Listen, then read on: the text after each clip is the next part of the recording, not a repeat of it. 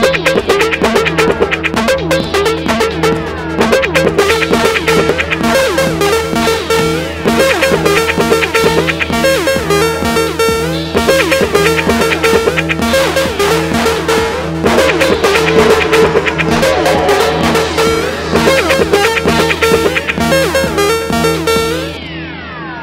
know this is a podcast, but I quite fancy a spot of reading.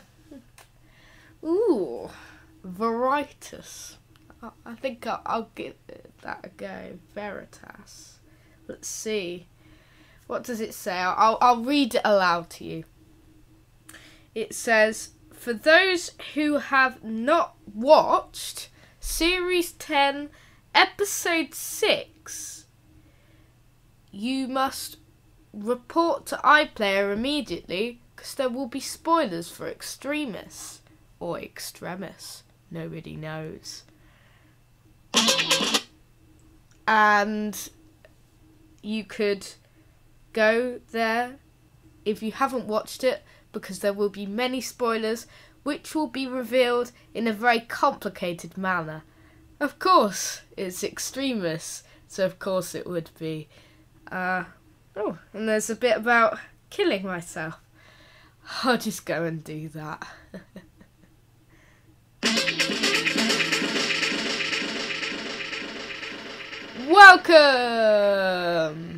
Welcome to episode 213 of Doctor Who, Time and Space.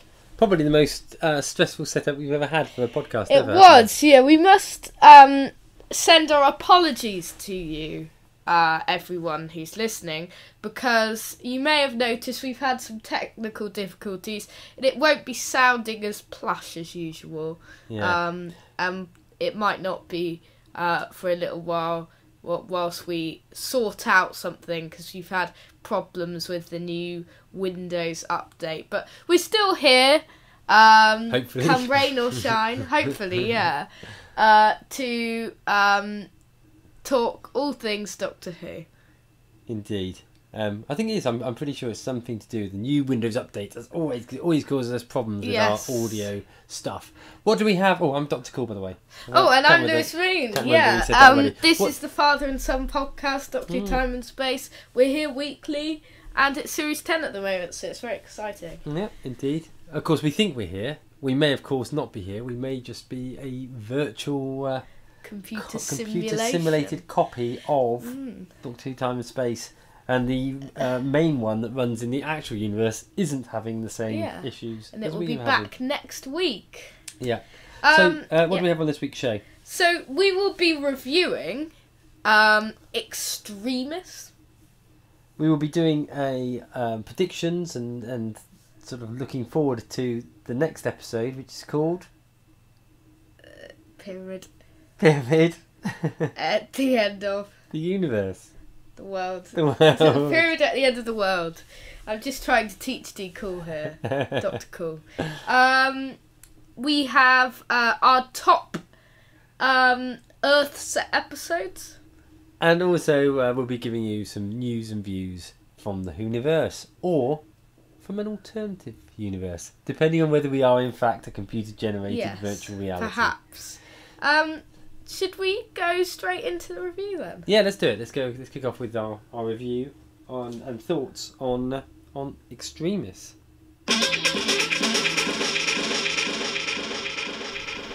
So we're here now, despite some typical fiendish problems, to review Extremis. And that's the 6th episode of Doctor Who Series 10. So, you may remember at the end of Oxygen, last week's story, written by Jamie Matheson, which I gave positive review to, the Doctor became blind, and he remains blind now, and he wears his sonic sunglasses all the time to provide limited sight. And he's trying to mask and hide his condition from Bill. So he sits outside the vault at the university, and then reads an email which is entitled "Extremis," which he reads through his glasses. So the Doctor meets the Pope, who arrives at the university alongside Cardinal Angelo, and they have to help deal with a recently translated version of the Veritas. Now, the Veritas, everyone who has read it or worked on the translation has been killed. Taken their own life.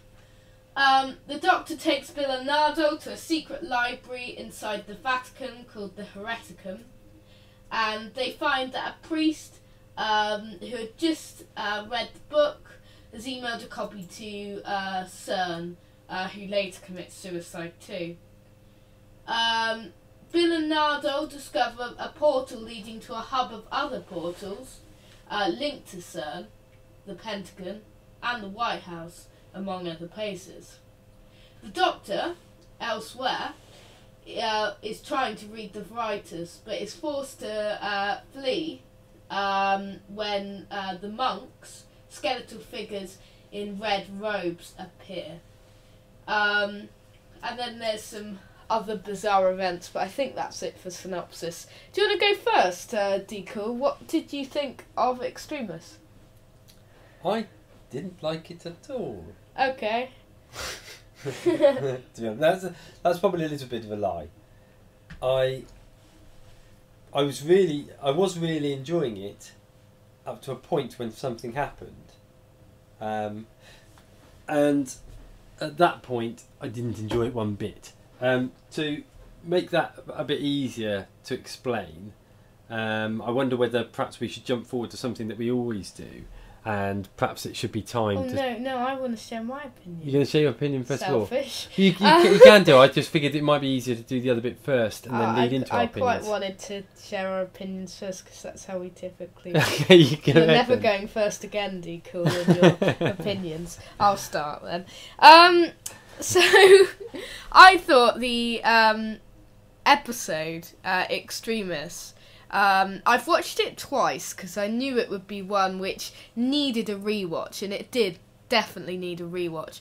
And it was much better on rewatch than on first watch. When the episode finished, I was a bit confused by it, and I was like, this is overly dark, ridiculously confusing, and it's everything that Series 10 shouldn't be.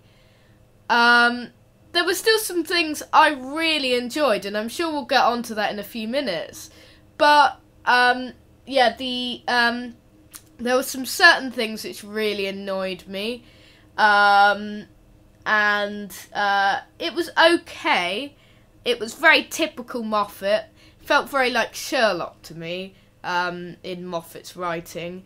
And was one of the weakest episodes in Series 10 so far, but I suppose we'll talk more about why as we get on to Too Good, Too Bad. Too Good, Too Bad. Okay, should I go first? Yeah, explain what Too Good, Too Bad is. Oh yeah, so Too Good, Too Bad is a section where I and Dr. Cool discuss two good things in the episode and two not so good things in the episode, or two bad things in the episode. And we have to decide whether they're too good or too bad. Yeah. Okay, should I go first? Yeah. Too Good, Too Bad. True. So, I thought, my good... Okay. Will be the monks. Mm-hmm. I found them very terrifying, very scary, very creepy, and I thought that threat level in Doctor Who had been raised again. The bar for threat level. Yeah. I think the threat level's been very low in Series 10. and indeed for the whole of the Capaldi era. And I think that's been very disappointing. But now that we've had the monks introduced, I feel we've got this element of danger back in it. And they are really scary. And, you know, it's great how we've got these monsters who have been planning on taking over and destroying the earth and the people who live on it for many, many years. And I love villains like that, because the only ones you get like that nowadays are things like the Daleks and the Cybermen, and even they've been reduced in threat. And of course we've moaned about the Daleks and the Cybermen because they haven't been the greatest. We can all agree on, I'm sure, they haven't been the greatest villains in recent years.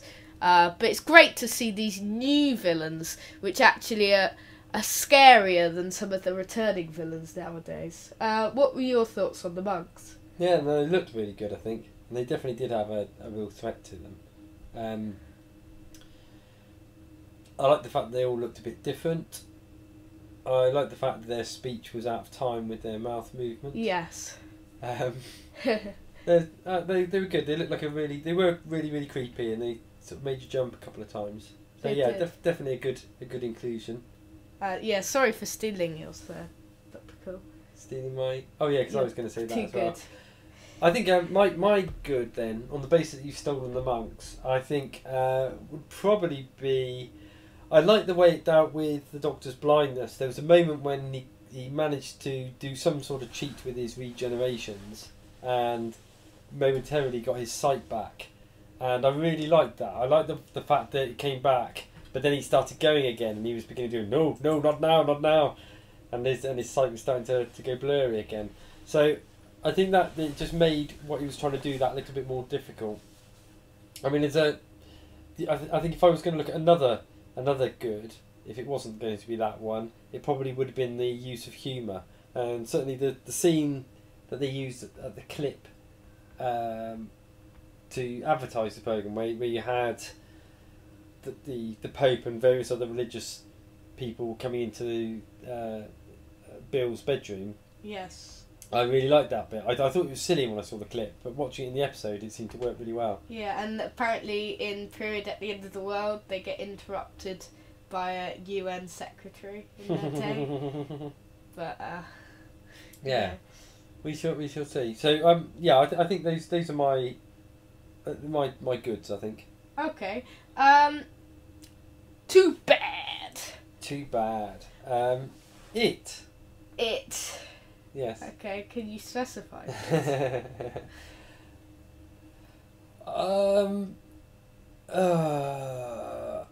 This episode, I was really enjoying until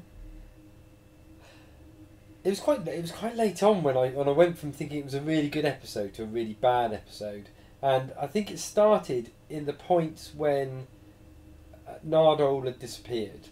And I was still a little bit confused at that point. Then when Bill goes and finds the Doctor and she's talking, and the Doctor starts explaining about the whole thing of it being a virtual reality, and I suddenly thought, oh my god, all this time that's not been the real Bill. This is a fake Bill. Bill is actually a virtual character, and I thought they ruined Bill. Yeah. That was my original Same. thoughts. Then I think it probably got even worse, because it turned out it wasn't just a virtual Bill, it was a virtual Doctor and a virtual everything. And in fact, the last 35-40 minutes that we've been watching had actually been a complete waste of time. I know. Because the whole of the episode hadn't really happened. For me, an And hour and a half. it- Because I watched it twice. and it really, really annoyed me. I just found that what had been a really good episode suddenly felt pointless. You know, it may be come the end of the three-parters, maybe it won't feel like that. But certainly my original way of looking through it was, so none of this actually really happened, so why didn't they just cut straight from the end of Oxygen and go straight into the pyramids at the end of the world? Yeah. You know, what's the point? Okay, we may have had the other little bits that we'll come on to in a minute around about the vault. But aside from that, did it really add anything? And I don't think it did. And the shame about it is that there were some cracking moments in it. The bit when they come out, when Bill and Nardo come out into the area where there's all the scientists, and they and they're basically all going to kill themselves after so long, and they do the bit where they all say the numbers in the same sequence and everything like that. You haven't watched Sherlock. Like I said at the beginning, that bit really reminded me of Sherlock. That bit's typically Sherlock. It makes me wonder whether I'll actually like Sherlock then. I mean, that bit. The thing about it. Bits. The thing about it is, the episode was very, very Moffat, timey-wimey stuff. And to be fair, I ordinarily really like Moffat's writing. I really liked last season, even though it was maligned by a lot of people who found it overcomplicated. I actually really liked that, but I didn't like this one bit. It left me really cold, that whole virtual reality thing, really cold, and it's probably the most disappointing Doctor Who episode I can remember. I think it's the most disappointing Doctor Who episode I've ever watched. I haven't been this disappointed after such the hype, and I know because it was better on second viewing because you knew what was coming, but on first viewing it was very disappointing, and me too. I was left out in the cold. Can I do my two? Back? Yeah, just before you do, I just wanted. What I would say about it is a very, very clever story, and I wouldn't take that away. But it was clever at the expense of being enjoyable. Too clever for its own good. I think definitely, yeah. Yeah. What was your bad? My bad. Would be the vault. I'm going to put in the vault.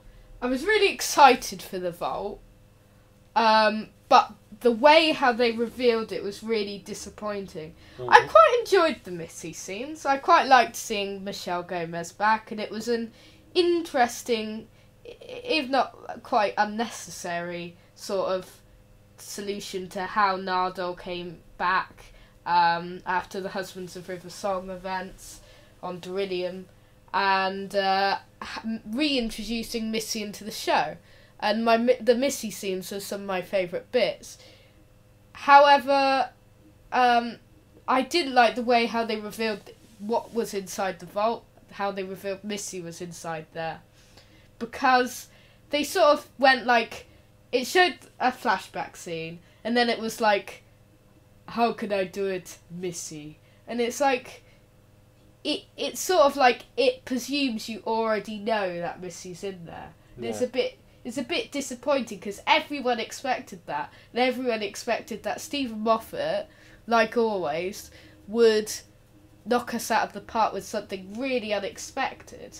He was too busy saving that up for the monstrosity that was the reveal later on in the episode. Yeah, but he really let me down on the vault reveal. I thought it was done really badly, and it wasn't how Moffat would typically do a reveal. And I really didn't like how they revealed the vault. What did you think of Missy inside of the vault? Do you agree or disagree? I agree with you that it was disappointing how it was resolved. Yeah. It seemed like it wasn't a bad idea, but it just seemed a shame they'd made such a big deal out of what was in the vault, and then they just revealed it in such a sort of damp squid sort of manner. I liked the scenes with I rephrase that. I generally liked the scenes with Missy. I hated the final scene when the various captors just ran off like cowards. Yeah. That just seemed really, really stupid to me. It reminded me of the scene that I really hate in the 11th hour, the big doctor speech where I hate that bit. I don't mind it. You hate the 11th Doctor speeches. Yeah, they always seem a bit sanctimonious. I think. really love the Rings of Akaten speech. Yeah, so I don't like that we one reviewed either. that a little while back. Yeah. And I think the episode's been wiped off Podomatic today. Yeah. But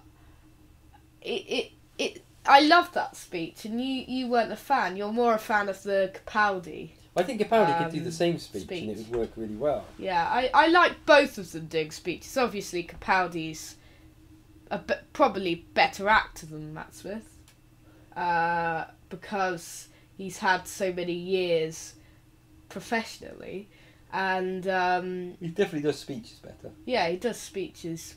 He does speeches brilliantly. Yeah. But I don't know why we went on to talk about that. Should we do our other choices for Too Goods, Too Bads? Yeah, can do. Yeah. I was going to mention in a backup good.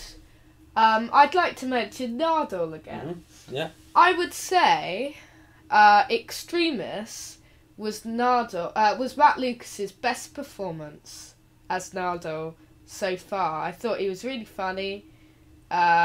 I thought he played a really enjoyable role in this episode. And he feels really necessary. I'm starting to really love this TARDIS crew. They're brilliant together. The Doctor, Bill and Nardole, they're just a trio which you can't mess with. They're so brilliant together. But do you realise that the Nardole that you really liked in this episode wasn't real? It wasn't the real Nardole. It was the virtual reality one. The other one's probably still being pointless back in the real world. And so are we. Anyway, what were your thoughts on the TARDIS trio in this episode, particularly Nardole? I thought Nardole and Bill played off each other really well. Oh, they were brilliant together. We've not really seen them properly together, but they were. I really liked they it. bounced each other. Yeah. Another thought on it, and again, it's in my negativity of it all. What the Doctor gets the email at the beginning of the episode. Yeah. Okay.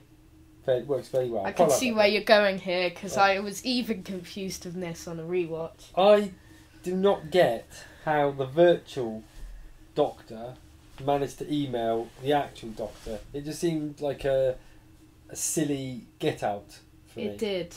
It just seemed like didn't make any sense when I look back on it, and I kept thinking through it. It's one of those episodes, I would say, which gets better the more you think about it, but is not really successful when you think of its errors like this, because it just didn't make any sense. How can you just have this sort of it said what any computer would do or something, and how a computer doesn't email a person. The person emails a person on a computer. It's not like a computer emails a real person. I found that error really stupid. How did the Veritas or whatever even get there? You know. Yeah. How did it even get there? Is it like a fault in the programming of the virtual reality thing? I'm unsure. And you were saying, why would they... I know it was a very enjoyable part of the episode, and it was one of the best parts in the episode, but why would you even have the date between Bill and Penny included in this universe? Right. Yeah. Like, go to every small little detail like that. Yeah. It's just pointless. Why would an alien invasion feature a gay date? It's just like... Yeah, I don't know. Do you know, part of it is just me, I think, in that there are episodes in Doctor Who history where I quite like the story, I quite like the episode, and then something happens in it which just winds me up so much that it completely nullifies my enjoyment of the episode. So, good example, most people love Stolen Earth. I hate it because I hate the Dr. Donna thing. Yeah. I hate that bit. I hate it so much. It makes me hate the episode. You may think we're negative all the time here, and we must apologise for our negative reviews. We hate to do these, but you should go back. We've been really positive on Series 10 so far. It has been. It's been a good series, but similarly, there's another one that came to my head just a minute ago. Yeah, the opener from last season, the Davros one, where there were bits in that episode I really loved, but I found that the whole thing, the Doctor playing guitar bit on the tank, I just found that so stupid that it completely took away my enjoyment of the episode. So some of it's my problem. I've got to deal with it. Yeah. But I did find that as soon as it was revealed that the whole of that story pretty much was a virtual game, however clever that concept may be, it just completely turned me off, and I just felt like I'd wasted part of my life. Definitely. You know? A very small fraction. What did you think of Missy in this episode? Because Missy hasn't been in it since Magician's Apprentice, which is familiar. She's back. She's back in 4 episodes of Series 10. Yeah. As we know so far. What were your thoughts of Missy's return to Doctor Who? And what are your thoughts of Missy overall? I like Missy overall. Me too. I thought she was quite good. I think she was very funny in this one. There were bits that made me laugh. Some of the dialogue Knock was really, yourself really good. right out. Yeah, that bit was good. She didn't really have the opportunity to go completely crazy on it, did she? No, she was a bit more subtle, I think, than she usually is. I liked the bit when she was pretending to be humble. You know, the I can change sort of bits. I thought that was good. I thought it was a good scene. I would like to have seen it done differently, though. Yeah. I think, picking up on what you were saying about the disappointment around the whole reveal, I think it would have been far better if the Doctor had gone in there and seen Missy there on the piano or whatever. Yeah, me too. And then it had gone back to the flashback or something. Yeah, that would have been great. On the talk about we're on the 3-parter now. Yeah. Do you think this was a good setting up episode for the 3-parter, and the rest of the conclusion of the Stephen Moffat and Peter Capaldi era, or do you think it could have been done without? I think it could have been done without at the moment. Unless something drastic happens which makes it suddenly seem relevant. At the moment, it just seems pointless, and not only does it seem pointless, it's made me think, I'm not sure I can be bothered with Pyramid at the End of the World. I'm sure Extremists will be a bit higher rated for us once we've seen the rest of the 3-parter, once we've seen Pyramid at the End of the World and Lie of the Lamb, perhaps once we've seen the rest of Series 10, because I'm sure we'll like it more, because it should make sense, it should fit in, and by then we'll have known what happened next. This was a good one to introduce the monks, to reintroduce Missy, and to set up this 3-parter and the idea of the monks and their attempted invasion, and a few other things in the background too. However, it feels that it kind of was a bit pointless as an episode. We didn't really need the Veritas bit, although it sounded quite good prior to the release of the episode. And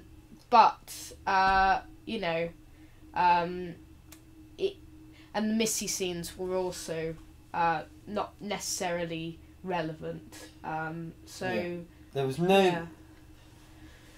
I think the Stephen Moffat episode. I really like Stephen Moffat's episodes. Pretty much they're my favourites. Yeah, and I really loved the pilot too. I really loved the pilot, and I really loved his other Capaldi era episodes. I wasn't a huge fan of the pilot, to be honest. I thought it was alright. I thought it was a good setup episode. I could see why you didn't like it, because it wasn't a classic by any means, but it was perfect, I think, for what it was trying to do, what it was trying to establish. I cannot remember a Stephen Moffat episode that's left me this cold before, and this one just did. I got to the end of it and I just thought, well, that was a real waste of time. Yeah, we just stared at each other. Yeah. I remember. Would you like to rewatch it? Would I like to rewatch it? No, I can't be bothered. Okay, because I thought it was personally better. One day, hopefully, we can have the chance. But maybe the next 2 parts of it will be so good that I'll think actually I want to see how it all makes sense going back together. But at the moment, I just think, well, no, because it didn't really happen. There's no point. Yeah. Can't bother to watch it. Do you think it can improve? Do you think the next few episodes will improve? And do you think Series 10 has been ruined or has gone down the wrong path just from this single episode? Or do you think it takes more than that? It does take more than that. It does, But I think it does ruin a lot of what had happened with this series, because I think one of the... From a personal perspective, I don't like this series as much as last series.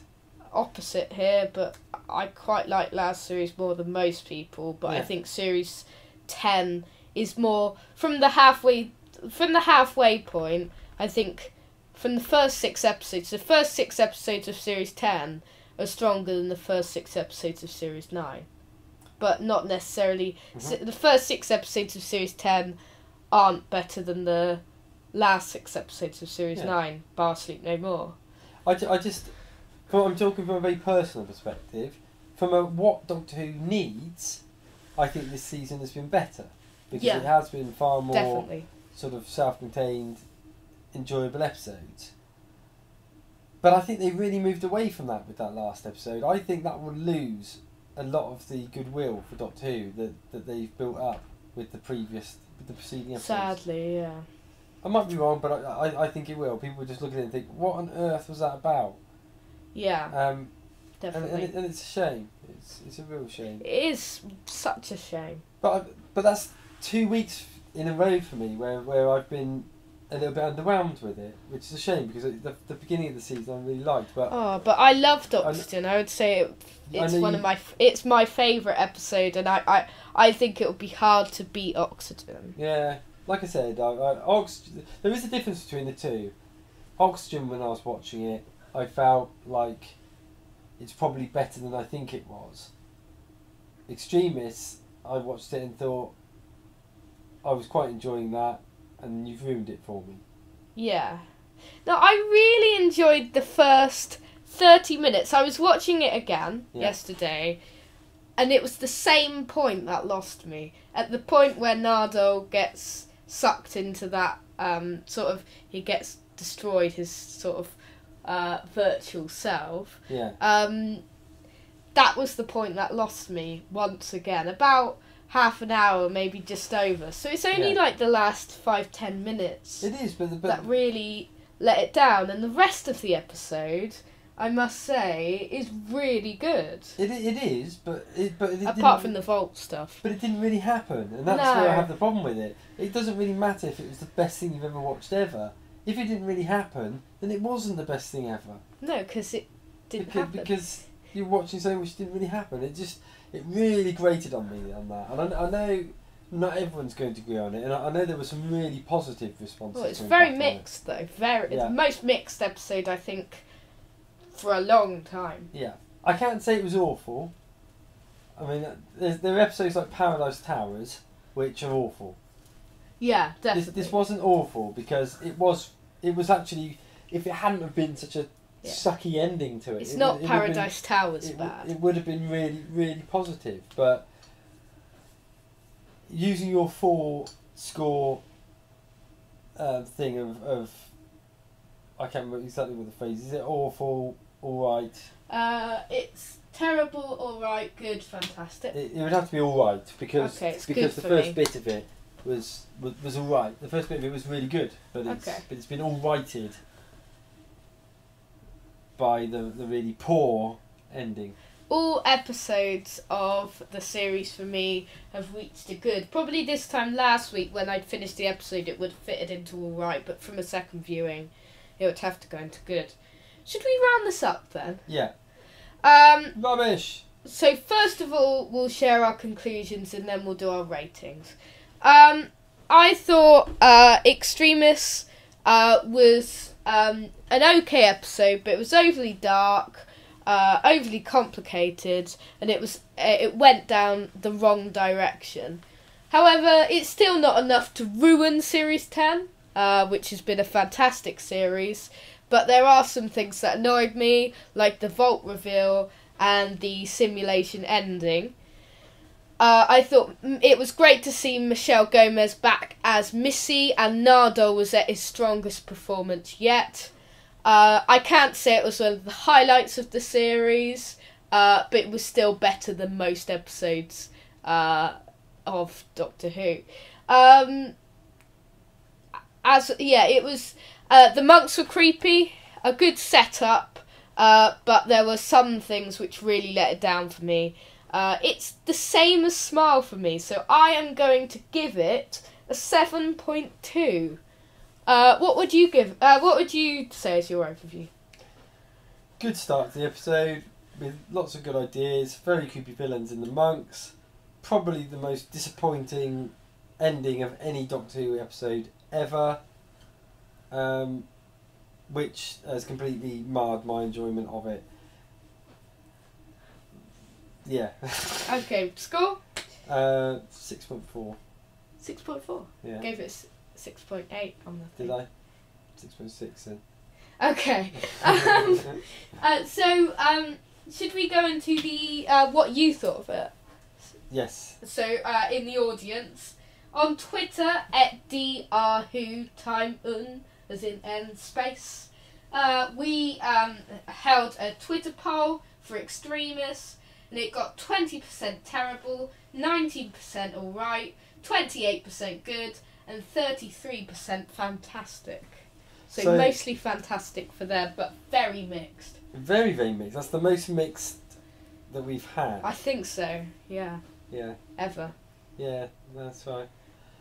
Again, I guess Stephen Moffat's constantly throughout his writing taken everyday things and made them scary, and I guess what he's done here is he's taken the fact that people are playing games all the time, aren't they?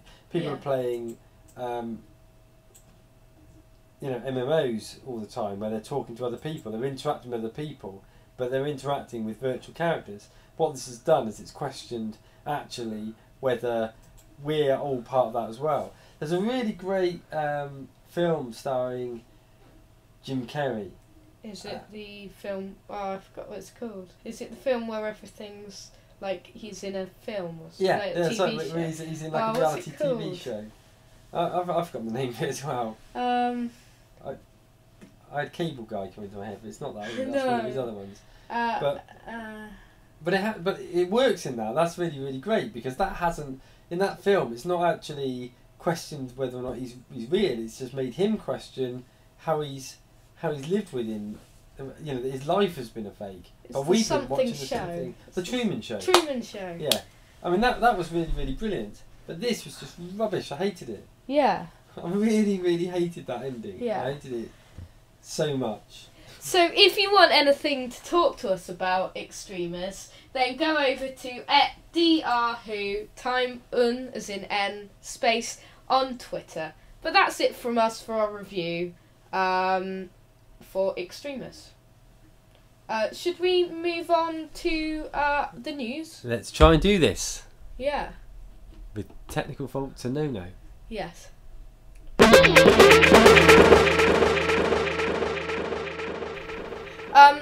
So in the news today, we have more ratings news. We have an interesting new contract from the BBC. We have some news on the BBC store, Titan Comics, and a new synopsis. Oh, do we? Or is it just a virtual reality? Maybe it is. So, ratings. Let's start with ratings. Last week we had some very negative ratings for Series 10 with Oxygen. And you may remember that was 3.57 million, which was like the third or fourth, I think it was the third lowest figure of Doctor Who history and the lowest ever figure of Doctor Who history. It was the lowest ever figure? No, the lowest ever figure of New Who. Of New Who, I was going to say. It was the third lowest ever. What's the lowest ever again? Battlefield... Ghostlight, wasn't it? I can't remember. It's one of Battlefield or Ghostlight, but that I think it was Battlefield Part 4 or something. It had 3.1. Right, yeah. So, Extremist then. We've got some overnight figures to start with.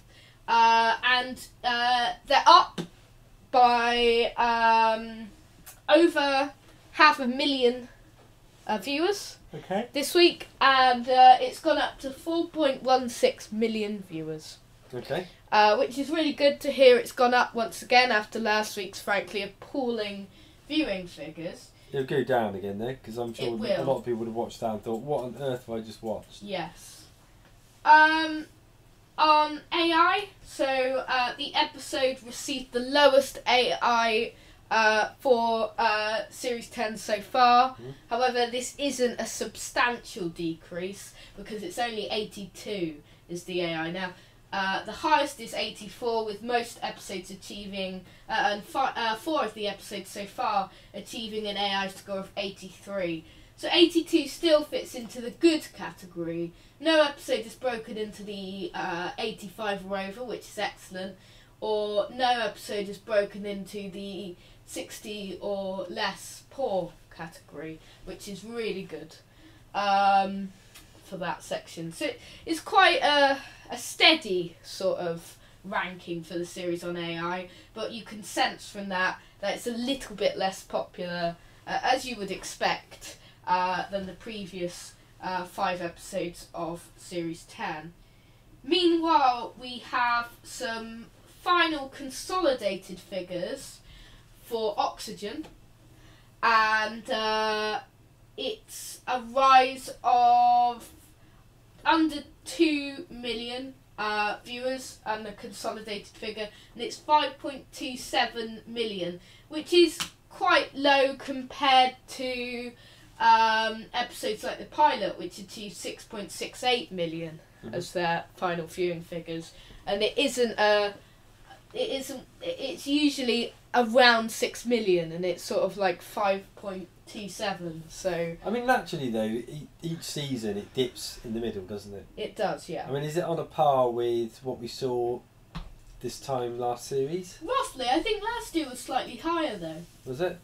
It's sort of like an all-time low in ratings, sadly, but Yeah. Which is strange, because the feedback, certainly up until last episode, had been extremely positive, hadn't it? Pretty much. extremely positive. Extremely, and even extremists actually, looking in the tabloids for the reviews, a lot of them did think it was Moffat's finest hour. Yeah, they did. But Which is But great. there was to hear also that. a lot of negativity as well. So Yeah. I think that definitely was a Marmite episode. But everyone, there's always going to be people who like episodes and hate episodes. Yeah. It's always going to be the case. So, should we move on? Mhm. The Empress of Mars, then. We've got a synopsis for. So, the Dr. Bill and Nardo arrive on Mars and find themselves in an impossible conflict between ice warriors and Victorian soldiers. As the Martian hive awakens around them, the Doctor faces a unique dilemma. This time the humans, not the ice warriors, are the invaders. When Earth is invading Mars, whose side is he on? What are your thoughts on that synopsis for Empress of Mars? I quite like it, other than the fact that I'm a bit confused by how the Victorians are invading Mars. Yeah, it's quite good how the humans are Yeah. invading Mars and not vice versa. Yeah, I like that. It's great to see the Ice Warriors back, of course. The new Empress looks really cool, and how she's presented on the Dawn cover is brilliant, Yeah. which will release details on Dawn next week. The great thing about the Ice Warriors is that over the years, they've not always been villains, have they? No, they haven't, like in the Peladon stories, Yeah. Curse and Monster. Yeah. No, I like that. Yeah, it's written by Mark Gatiss. Oh no, actually, that could be okay, because usually it's okay, but not with Sleep No More. We know Mark Gatiss is a good writer. He did Adventure in Space and Time. Yeah. People forget that, and that was Yeah. amazing. And he's written some great stuff, but he has written a couple of duds as well. Yeah. It's directed by Wayne Yip as well. He directs Life of the Land and a few episodes of Class last year. It airs on Saturday the 10th of June on BBC One with the time yet to be confirmed. Okay. Okay, moving on then, let's go on to talk about Chinese expansion for Doctor Who. Okay. So BBC Worldwide have issued a brand new press release indicating that the entire catalogue of Doctor Who related shows will be made available in China via Shanghai Media Group Pictures, which includes a first look of Doctor Who up to its 15th season. Mm. So, basically, Doctor Who, Class, Tortured and all sorts of shows like that, the back catalogue will be made available in China, so there's a big Doctor Who expansion. The most exciting news in here for us, though, is this line. So it says, the deal not only covers showrunners Russell T Davies and Stephen Moffat's series 1 to 10, but also incoming showrunner Chris Chibnall's yet to film series 11, as well as a first look for series 12 to 15, which means we have 5 new series apparently confirmed by the BBC, which means we should last Doctor Who until at least 2022, not including any hiatuses. Okay. It's great, isn't it? It is good, yeah. Yeah, no, it's good. I mean, what I'm quite intrigued to, and it's a little bit of a tangent, but this article made me think about it a little bit. We know in recent years, certainly since Stephen Moffat has been at the helm, that the popularity of Doctor Who has increased significantly around the globe. Yeah. Do we know what the perception is in, say, America, for instance, for this series? We don't. No. No. And it probably over here. we probably could find it if we were to look, but you've not looked. No, I haven't looked, I'm afraid. Yeah. I'm not sure. Class hasn't been very successful, I don't believe, No. over in America, which isn't a surprise, Mhm. because it wasn't successful over here. No. And it always felt a very English programme anyway, didn't it? It did, yeah. Yeah. I don't know about Doctor Who, though. You're just researching it. Yeah. I'll just read the next article in the meantime. So basically, Titan Comics have announced that this year's summer event will feature multi-Doctor storyline Doctor Who The Lost Dimension. The Lost Dimension, comprised of 8 chapters over 3 months, will cross over all 4 ongoing series featuring the 9th, 10th, 11th and 12th Doctors. The event will begin a new era for Titan's Doctor Who comics, with the Doctors playing their part to battle the Void. The event will prelude Doctor Who Comics Day on Saturday, September the 2nd, 2017, which we revealed details for, I believe, a couple of months ago, or Yeah. weeks ago, and continue in the 9th Doctor special that same week. So the description is, the Void has always existed. No place. The silent realm. The lost dimension. But the Void is no longer empty. The Void is hungry and devouring our universe through time and space. Now the 4 Doctors must join forces to save everything. Look out, the series will begin in August with an issue from writers George Mann, Cavan Scott, and art by Rachel Stott and Rod Ferdinandez. First issue comes in one of 3 covers featuring a very special embossed foil TARDIS cover, a photo cover by Will Brooks, and a multi-Doctor mashup by Rachel Stott and Louis Guerrero. Look out for more exciting reveals as to special guest characters, all new writers and artists making their mark on the storyline, and more hints as to the future in the days and weeks yet to come. So yeah, we'll talk more about what's coming for The Lost Dimension in a few weeks. Okay. But sounds exciting. I'm really enjoying reading the Titan comics at the moment, and I think their annual sort of releases are quite enjoyable to read. I've picked up the first one. I haven't picked up Supremacy of the Cybermen yet, but it's been released, so I should pop that out. What are your thoughts on Titan comics? You haven't really read any. I've never read any, so it's probably unfair of me to to comment on it too much, but I know you really like them, don't you? Yeah, they're quite good. They're sort of off and on again. I mean, there's a few which I like. I like the 11th Doctor story, but I'm reading them as they're in Tales from the TARDIS because I don't like to buy them individually. Yeah. So that's a good way to collect them. I've got to pick up the next issue. Do you have any news on BBC America?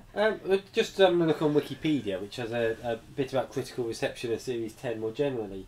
And it said it's received positive reviews. Series 10 holds a 96% score on online review aggregate site Rotten Tomatoes, which is very good. Yeah. Reaction to individual episodes has also been highly positive, with scores on the site ranging from 88 to 100% today. Specifically, episodes such as Oxygen and Extremist received positive reception, with critics saying that Oxygen was a great thought-provoking episode, whilst Extremist was labelled as a unique and ambitious episode, and that Doctor Who doesn't get better than this. What? I can see where they're coming from, because it's one that people would like in the fandom. I think it was one that, I forgot to mention this, but I think it was one that would impress the fandom more than the casual audience. And we're in the fandom, and it didn't impress us, but it's one which would impress sort of the general fandom. We're in the fandom, as I said, but we have to disclude us for this week. Yeah. Should I move on to our next item? Yes, why not? So the BBC Store, the online website, will be closing on the 1st of November 2017. The BBC Store was launched in the UK in November 2015, giving users the ability to download programmes from the extensive BBC archive. It was the platform chosen to launch the animated version of The Power of the Daleks last autumn. However, the service has struggled to compete with the established streaming services such as Netflix and Amazon Prime, and BBC Worldwide have taken the decision to close the service. Thoughts? Okay, 2 thoughts on this one, and it's something which we touched on certainly some time ago before when we were talking about the great amount of stuff that BBC has at its disposal. I think the concept of a BBC Store, particularly based on the fact that it's axed its physical store, I think the concept of it was really good. I think where it's struggled is, I think people like the fact that with things like Netflix, they're paying a set fee every time. They've got the whole of that catalogue at their disposal, give or take the fact that they drop things off on periodically. But pretty much, you've got a big wealth of stuff to watch. Difference with the BBC Store is that all you can stream on there are things that you physically bought from it. So for me, if I go on the BBC Store, the only thing I can view is Power of the Daleks, because I bought Power of the Daleks on there. Well, we watched it on there just as it was released. Yeah. For the podcast. So I think they missed a trick, really. I think personally, if they were to go into competition with Netflix with a low cost streaming service, I think a lot of people would sign up for it, because there's no doubt that, particularly when you look at things, you know, you look at, for instance, the range of comedies that they've got on there with things like Blackadder. You look at it, obviously the amount of Doctor Who's that they've got on there, all the stuff they did with David Attenborough, for instance. You know, they've got so much stuff that is really popular throughout the globe. Top Gear. Yeah. They could quite easily set up a streaming service that I think would be really competitive. Yes, I think they could. BBC's a popular. It could never compete with Netflix, definitely not. But it could compete with Amazon, maybe. Yeah. I would think probably the way forward for the BBC will be that it will sell its back catalogue to one of either Netflix or Amazon Prime, who will host it all. Yeah. And if so, that's fair enough. That would be perfect. It seems a shame that it's not available. Yeah. So users who have purchased items from the site will be able to download and watch from the site them until the site closes in November. The items will then become unavailable and users will be able to request a refund. I'm glad about that, at least. Yeah. From 1st of June, you will no longer be able to watch programmes you purchased from BBC Store on BBC iPlayer. Refunds could be processed earlier than November, but you will lose the ability to access your programmes once the refund has been issued. Refunds will either be credited to the user's bank account or can be taken as Amazon Video vouchers. Those who opt for vouchers will receive 10% more than they are owed, and as a goodwill gesture. I think that's good. I think that's what I'll do with the Power of the Daleks one, because Yeah. you obviously still want it. I will, yeah. So I think I'll just get it from Amazon for you. Because it was such a great release. Yeah. For full details, log in to the BBC Store website.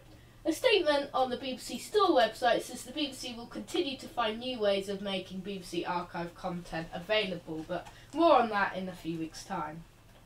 Should we save the Lethbridge Stewart to next week? I think we should. I think we've probably talked enough already on this news item. Let's move on to the next item, which is our preview of the pyramid at the end of the world. I don't like it. So, tonight, or you might have already watched it, there will be another episode of Doctor Who. I know, what a surprise. We've been used to it now, and we're halfway through Series 10. Now we get into the latter half of Series 10. We are going to witness the second part of the three-parter, which is the Series 10 epic three-parter, called The Pyramid at the End of the World. So, a 5,000-year-old pyramid stands at the centre of a war zone, where the Chinese, Russian and American armies are about to clash. There are many problems with that, but the one that intrigues the Doctor is this: there wasn't a pyramid there yesterday. The Doctor, Bill and Nardole face an alien invasion unlike any other, and before conquest can begin, these aliens need the consent of the human race. It's written by Peter Harness and Stephen Moffat, because he's co-writing it, and it's directed by Daniel Netium. What are your thoughts on this synopsis? And the episode? It was one of the ones I was looking forward for the most. I'm not sure now. Okay. Just because of the way I feel about the last episode. Okay, fair enough. I'm going to say I like Peter Harness. Mm-hmm. He's one of my favourite writers for Doctor Who, because he wrote last year's Zygon Invasion version, which was one of my favourite ever Doctor Who stories. Yeah. I really loved that episode. I hope he doesn't disappoint. I quite liked Kill the Moon too. I know most people didn't like Kill the Moon, but I really enjoyed Kill the Moon. Yeah, I enjoyed it as well. But not as much as Zygon two-parter. Hopefully he can impress this time, but I don't think he can beat the last one. Depends whether he can beat Kill the Moon, I don't know. I'm just, I don't know, I'm hoping I really enjoy it. Me too. Do you know, I always hope I enjoy it. I do as well. I don't think I've ever felt as despondent about Doctor Who as I do at the moment with that last episode. Okay. Which is really annoying. I'm hoping I'll kick out a bit. Yeah, well you should do after the three-parter. Yeah. Meant to be good, but don't get your hopes up. Uh-huh. Should we see some hints and teasers, like always? Yep. And I'll read the first 10 out. Then we'll discuss some of the important ones, and then we'll go back and review the next 10. Okay. So, the previously on Doctor Who recap at the beginning of the episode is done in a creative way. The funniest scene from Extremis gets repeated, both literally and figuratively. This is my friend Penny. Who the hell are you? Someone gets a promotion, a la Death in Heaven. A unique element from Listen and Before the Flood occurs again here. The episode again foreshadows the Doctor's regeneration. Bill equals 26. Nardole equals 237. Remember the lie that the Doctor told Bill in the pilot? It's not a lie now, apparently. Clotho lechesis atopos. One line seemingly removes kill the moon from canon. Okay, so let's discuss a few of these. The previously is done in a creative way. What do you think that could mean? How? None of it happened. Maybe. It was all virtual. Maybe. It's done in the style of Super Mario. Yeah. A unique element from Listen and Before the Flood occurs again here. That's an interesting one, that, isn't it? Could it be talking to the camera? Yeah, that's what I was just thinking. Yeah. Could it be that? Fourth wall. Yeah. Yeah. But I don't remember that happening in Listen. Does it happen?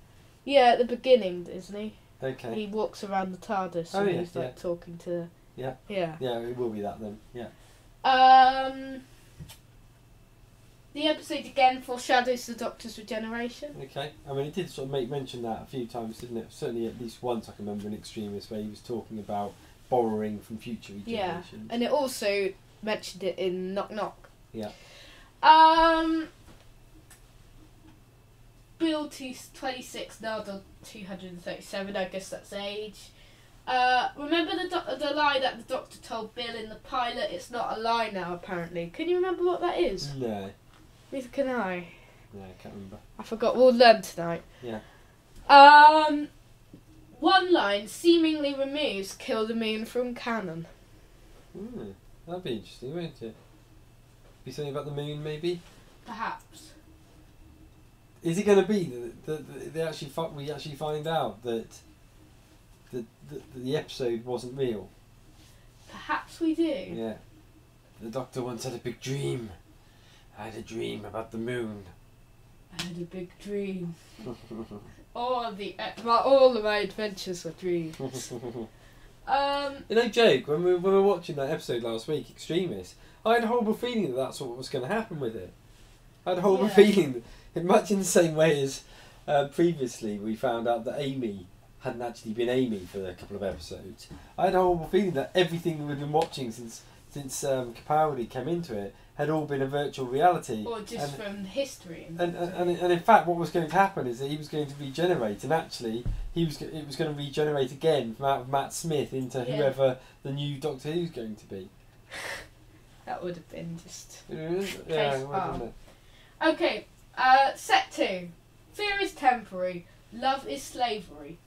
Did you just quote the Plastic Ono Band? Edward Snowden. Air, water, food, beer. For those who didn't major in biology, in college, GM means genetically modified. Of course I can. I'm not just sexy. The Doctor's eyebrows are divine. Linda, with a Y, Sarah Jane Smith, Renette, Donna Noble, Astrid Peth, Rita, Brian Williams, Riversong, Perkins, Osgood. The pyramid at the end of the world adds one more name to that list. Someone will develop a particularly intense crush on the Doctor. Hello, I'm the Doctor, saving the world with my eyes shut. Those aren't so interesting, but there's a couple I want to discuss. Okay. Unless you want to discuss any more. The list of names. Yeah.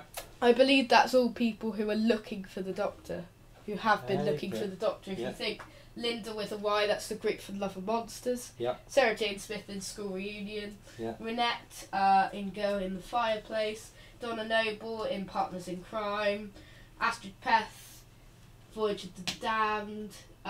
Rita, God Complex. Brian Williams, Dinosaurs and Para 3. Okay.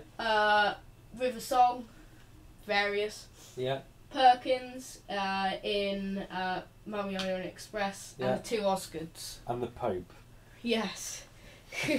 And someone will develop a particularly intense crush on the Doctor. It's probably some sort of stupid thing which we learn isn't anything to do with that. It's just like a play with the words that hasn't been featured. Yeah. It's featured, sorry. Yeah. Okay. Okay, some interesting teasers there. I think that's about it, unless there's anything you want to mention about Pyramid at the End of the World. Are you looking forward to it? I am quite. I'm not as looking forward to it as I have been, because I'm just I'm just afraid it will disappoint me and let me down again. Yeah. So I'm not getting my hopes up. But if it's good, it will really surprise me and it will really excite me. So I'll tell you what I think, and Deco will tell you what he thinks on next week's show. Okay. Shall we move on then to our final section of the show? Yes. Now we are going to go on to our top Earth set episodes. So over the last few weeks, we've been dissecting some stuff from the Doctor Who history to do with the episode that we will be watching that night. Obviously, Pyramid at the End of the World, because the latter half of the show focuses on the next episode. Last week we discussed our top big reveals to fit in with Extremis, and we've done lots of different themes. This week, we're doing Earth set episodes. And our favourite Earth set episodes of Doctor Who. And we are going to do it in the style of... Too good, too bad. Yes, we are. Too Good, Too Bad. Too good, too bad. Yes, Dr. Cool, we get it. And Lewis Wayne. Should I begin? Yeah, so what's your first good? I'm going to put in Spearhead from Space. Funny you should say that, actually, because I was thinking classic here, what would I put in? And I was probably going to, on the basis I hadn't seen Spearhead in Space, it was difficult to quote it, but I was going to just because of that great scene. Yeah, John Pertwee, if you're only familiar with the new series or you're not familiar with the John Pertwee Third Doctor era, and the War Games as well. At the end of the War Games, the Doctor gets exiled on Earth and he's there for about 3 series. I think the time when he's on Earth, and the John Pertwee era is fantastic. I'd go back and watch it. And the time he's stuck on Earth is one of my favourite ever eras of Doctor Who. It's every episode is really good. I really love every episode of it, and it's a really, really great sort of unique sort of few series how they trap him on Earth, and I really enjoyed that in that series. I would say Spearhead from Space is one of my favourites from the John Pertwee era. Of course, that scene when the Autons march out was amazing. I would have chosen Inferno. I was just differing whether to count it as a present or parallel universe story. And it's great to see the Third Doctor in his first adventure, and Liz also introduced one of my peculiarly favourite companions from the classic era. And it's a really great introduction to the Autons too. There's so much change, and it's the first colour episode. I really love it. Okay. Yours? Quite a few to choose from, actually. I'm going to go for New Who, just because you did classic Who. And I think toss up for me between Father's Day from the first series of New Who. Yeah, that's a brilliant episode. But because of the fact that big chunks of that link to the sort of alternative part of it, I'm instead going to go for the Zygon invasion, Zygon inversion. Oh, yeah, I forgot to mention that. It quite usefully, or quite interestingly, runs parallel with a lot of the issues we're suffering with at the moment in terms of ISIS and things. Yeah. Which I know not everybody's particularly comfortable with, but I did ram it down the throat a little bit the way that it did it, but I didn't really have a problem with that. I thought they would have got in trouble for it after what's happened this week if they'd aired it now, I think. Yeah, the timing wouldn't have been great, would it? But there is definitely an issue there with any differences, whether you're talking about race or potentially alien race. You're always going to get some extremists within any of those areas, and I think it displayed that really, really well. So I think my good would be that one. Yeah, it's one of my favourite stories. Yeah. On the Too Good, Too Bad front, I'm going to go for bad now, and I'm going to mention Fear Her. Okay. Possibly and definitely the worst episode of New Who. I would say it's really silly, really childish, and it's just crap. It's one of the worst episodes of Doctor Who history. I really don't like it. It's around present day. At the time in 2006, it was like 6 years ahead because it was at the Olympics 2012. There's so many things which bugged us, but I suppose you could go back at Miss Lucy on YouTube in the archive and there'll be something there. We did do a randomizer review in early 2016, so you can check that out at the archive, but it's very negative. Yeah. Yeah, I mean, there's been a lot of really good stories, and I think, like you say, probably the highlight of that period was probably the John Pertwee era. Yeah, definitely. If I was going to give my two bad, I think, I had one in my head just a minute ago, it's disappeared again.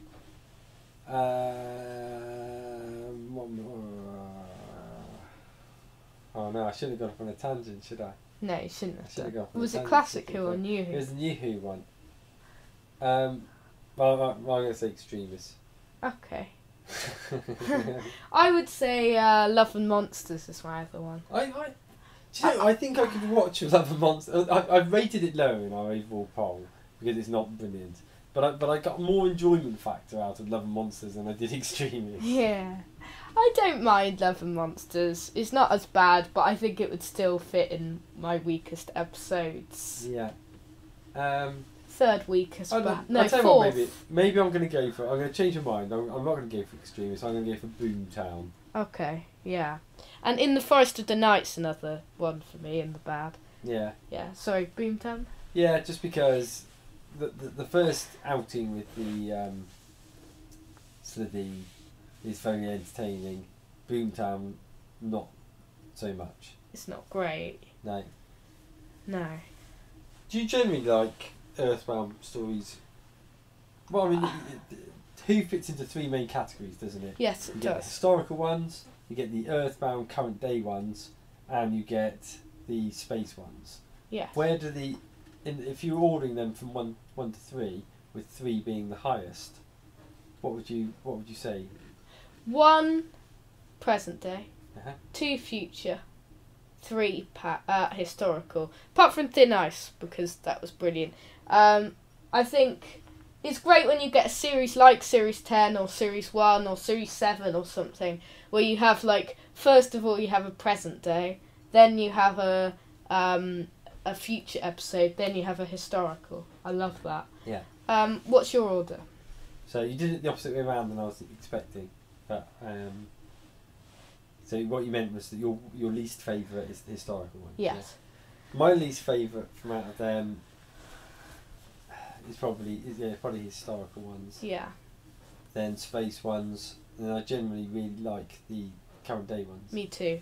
Those are my favourite category, Yeah. and I'm looking forward to seeing another one. Yeah.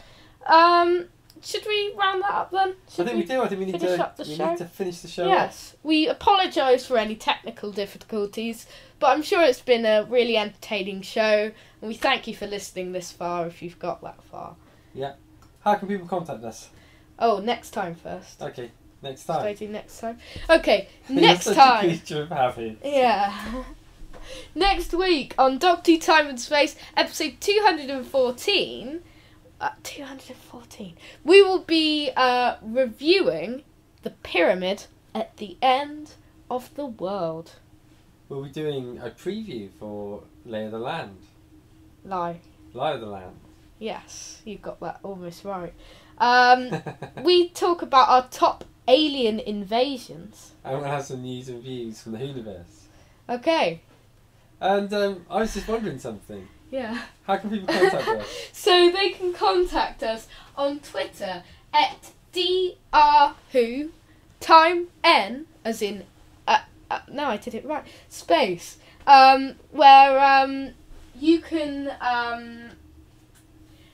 talk to us about Extremis, about Series 10, about Pyramid at the End of the World, about your top alien invasions, top stories, or you can vote in our polls, or go to our website, or anything like that, and it's an amazing portal. And please message us. We can read out your thoughts on the podcast. We'll happily do that if you send them to us about the episodes that I've aired. And we always love to hear your thoughts. We're always welcome. I've actually set up a new Twitter address as well. I've set up a Twitter address, which is basically okay. Which is share us some details. 2 as in the number 2 good, number 2 bad. And what I'm doing with that is whatever I watch, whether it's Doctor Who or other stuff, like we've watched a few Star Treks of late, I've posted the 2 good things and 2 bad things about each of these episodes, and I should be carrying on doing that. So feel free to like that particular Twitter account and debate with us over the 2 good and 2 bad things, because everybody loves 2 good, 2 bad. Plus, you can communicate with us on and see all of our first views of the episodes. They differ a lot from in the week of airing, but my first opinion videos on Miss Lewis Moon at YouTube. You can see our website, mrlewismoonadventures.weebly.com. You can go over to Podomatic, Doctor Time and Space, and also iTunes and the Doctor Who Podcast Alliance. You can see us there. Thank you very much for listening, everybody. I hope you've enjoyed it. Yes, hope you've enjoyed it. I've been Dr. Cool. And I've been Lewis Moon. We'll see you next time. Same time. Same space. Goodbye. 2 good, 2 bad.